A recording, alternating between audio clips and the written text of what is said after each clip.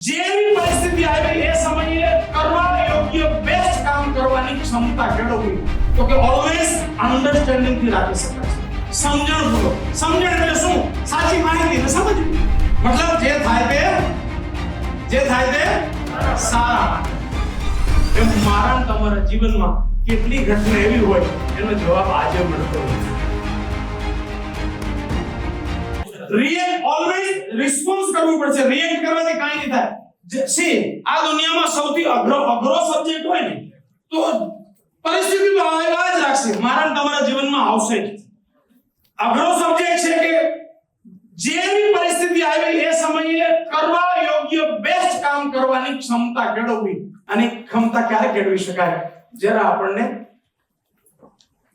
આપણી દ્રષ્ટિ છે ને એ ચેન્જ થાય. દ્રષ્ટિ ક્યારે ચેન્જ થાય?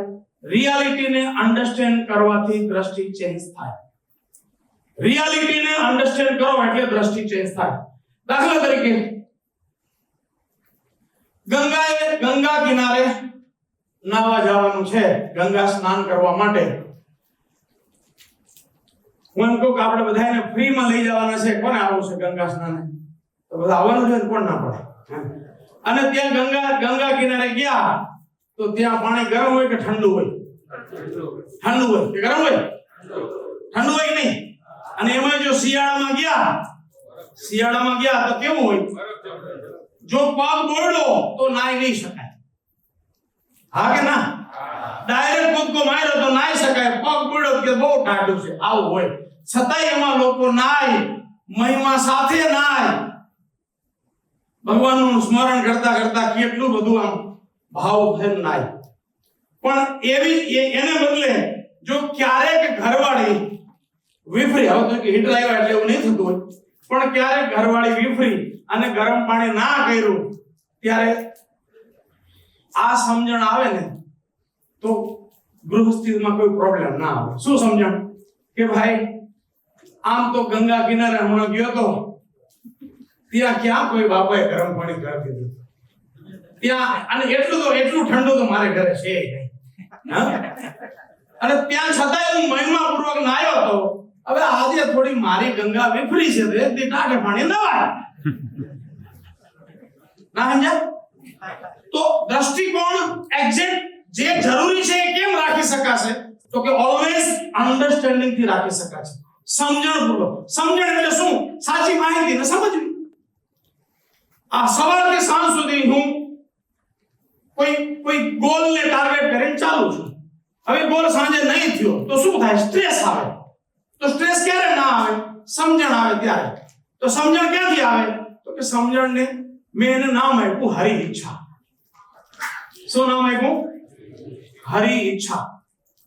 એક સરસ મજાની વાર્તા યાદ આવી છે કહું તો એક રાજા હતો, એક પ્રધાન હતા. બંને કંઈક કરતા હશે અને એમાં ઓલ ઓફ સડન રાજાની આંગળી કપાઈ ગઈ. વાર્તા સાંભળી હશે પણ એનું સાયન્સ સમજવાનું છે. આંગળી કપાઈ ગઈ એટલે રાજા પ્રધાન હતો મારા જેવો, એટલે એને કીધું હરિ ઈચ્છા. મતલબ જે થાય તે સારા માટે. રાજાને આવ્યો ગુસ્સો કે ભાઈ મારી આંગળી કપાણી, આમાં શું હરિ ઈચ્છા? પ્રધાનને જેલમાં પડી ગયો. પ્રધાન જેલમાં જતા હતા પણ જતા શું બોલ્યા? બસ મારો તમારો આટલો ઇશ્યુ છે, આપણી સાથે કાંઈ પણ ઇશ્યુ આવે તો આપણે હરિ ઈચ્છા બોલી શકીએ છીએ ખરા? હરિ ઈચ્છા બોલી શકીએ છીએ? નથી બોલાતું. આટલો જ ઇશ્યુ છે. કેમ નથી બોલાતું? તમને આ કહાની પૂરી થશે તો ખબર પડી જશે. પ્રધાન જેલમાં ગયા. બીજે દિવસે રાજા શિકારે.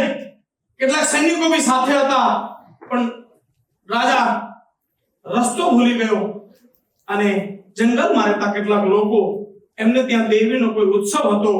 એ ઉત્સવ માટે એ લોકો બલિ શોધતા હતા. બલિ સમજો છો તમે? બલિ શોધતા હતા. રાજા એના હાથમાં આવ્યો.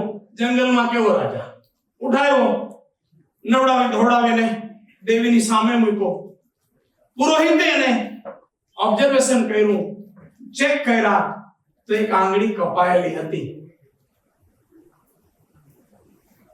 પુરોહિતે કીધું આ બલિ ખંડિત છે, આ ના ચાલે, આમને છોડી મૂકો. રાજા ભાગતો એવો સીધો ક્યાં ગયો? સીધો દરબારમાં હુકમ કર્યો કે પ્રધાનને રિસ્પેક્ટ પૂર્વક દરબારમાં લાવવામાં આવે.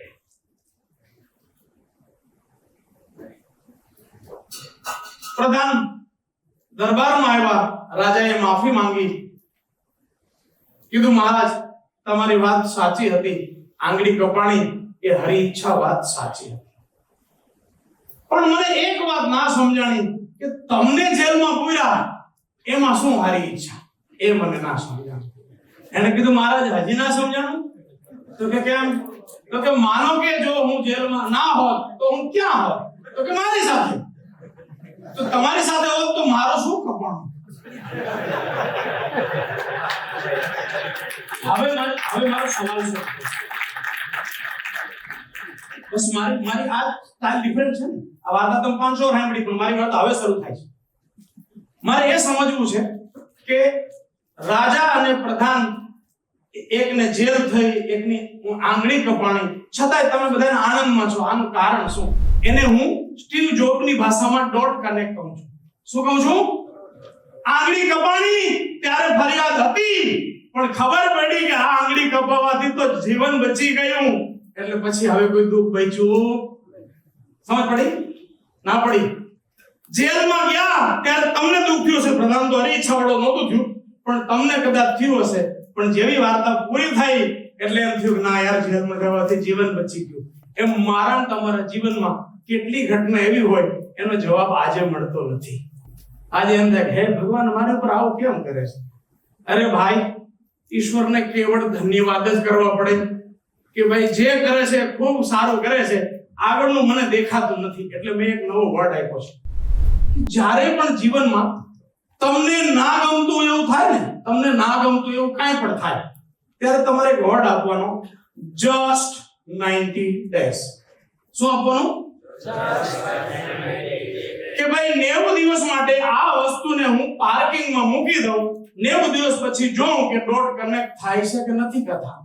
રાજાને આંગળી કપાણી હતી, 2 દી પછી ખબર પડી, તો આ કદાચ 90 દી જો ખબર પાડું કે શું થાય છે જો. એમ જેલમાં પૂર્યા ત્યારે ખબર ના પડી, પાર્કિંગમાં મૂકી દઉં, 90 દિવસમાં જોવા જેલ કઈ ફાયદાવાળી છે કે નહીં.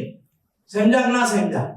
તો તમારી સામે એક વર્ષોથી પ્રાપ્ત કહાની છે રાજા અને પ્રધાનની, અને એક તમારી સામે લાઈવ છે કે 9 વર્ષની ઉંમરે બાપો ના હોય અને અત્યારે જુઓ હવે બે ડોટ કનેક્ટ કરો તો પેલું કામ સારું હતું. શું હતું? સારું. તમે પાછા એમ ના કહેતા કે આ સારો કેવો કલાકાર છે, બાપો ના હોય એને સેલિબ્રેટ કરે. સેલિબ્રેટ નથી કરતો તો દિવાલમાં માથું પટકાડો. શું કરો? દિવાલમાં માથું પટકાડો.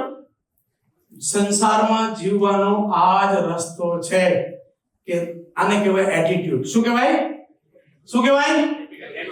એટીટ્યુડ પ્રોપર કેવી રીતે રહી શકે? તો કે કેવળ અન્ડરસ્ટેન્ડિંગ થી રહી શકે, સમજણથી જ રહી શકે, બીજી કોઈ રીતે રહી શકે નહીં.